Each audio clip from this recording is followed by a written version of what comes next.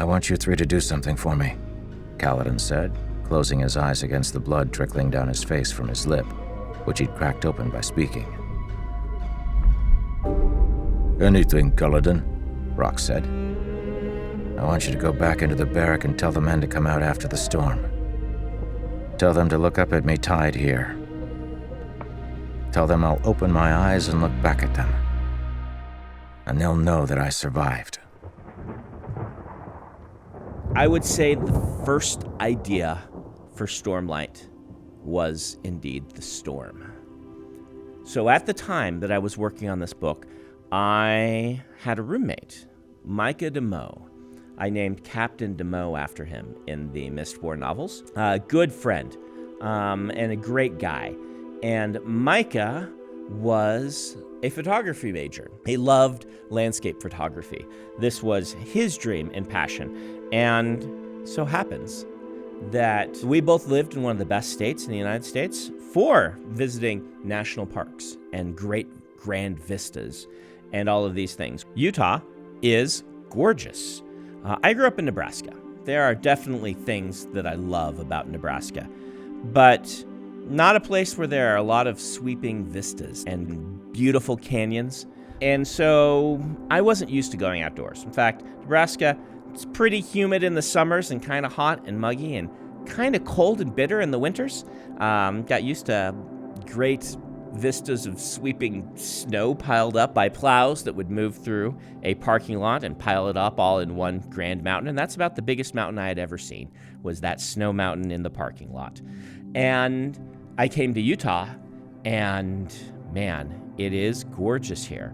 And so when Micah needed what he would call his lovely assistant, he'd say, I need a lovely assistant.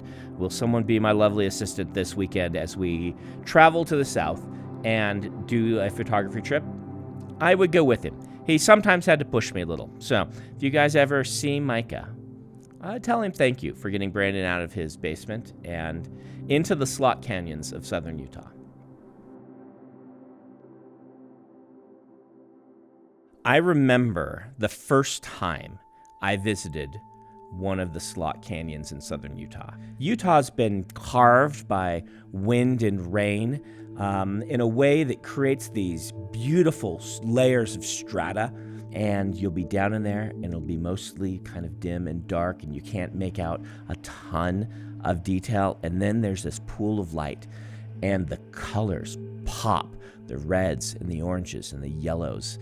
The browns split into a spectrum, almost like light through a prism, and it's beautiful. These slot canyons are, if you've never been to one, they're narrow.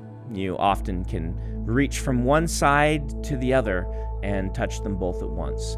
Micah took me to several of these to do photography trips, and one time, as we were traveling, he was really worried. And I said, well, why? He's like, well, there's supposed to be some rain today. Now, this is Utah. One thing that Utah doesn't do better than Nebraska is rainstorms. What Utah thinks is a rainstorm is like a light sprinkle most other places. It's a desert. And rainfall here is nothing like the amazing and brilliant storms back in Nebraska. In fact, I would sometimes go sit on our porch during a really grand and magnificent Nebraska lightning storm. I can remember one time we had a swinging porch, and it was built up against the wall, and the wind so happened to be blowing the other direction. Because of that, I could sit on the porch. I was mostly sheltered both from wind and rain, and it felt like being out in a hurricane. The rain was basically traveling parallel to the ground rather than perpendicular to it. The lightning was like some vengeful god up in the sky pounding away. Becomes very obvious how stories of Zeus began when you sit out in a rainstorm like that. Utah doesn't really have those. And so I laughed a little. I'm like, really? We're scared of a Utah storm? We're going to be down in a canyon. We'll barely get wet. He's like, well, you don't understand how slot canyons work, do you? So all of the rainfall crossed a wide plain. It seeks the lowest point, which means that it finds its way into this little slot in the ground, and it can immediately turn a slot canyon into a powerful flash flood. Even a light rain can be dangerous if you're down in one of these things. If enough rain falls and finds its way into one of these canyons, he said, we have to really watch the rain and be able to get out quickly if it starts raining. And that was the seed. That traveling through the slot canyon, imagining the rain, imagining what would happen in one of these slot canyons if they were in a land where the thunderstorms were more like happened in Nebraska.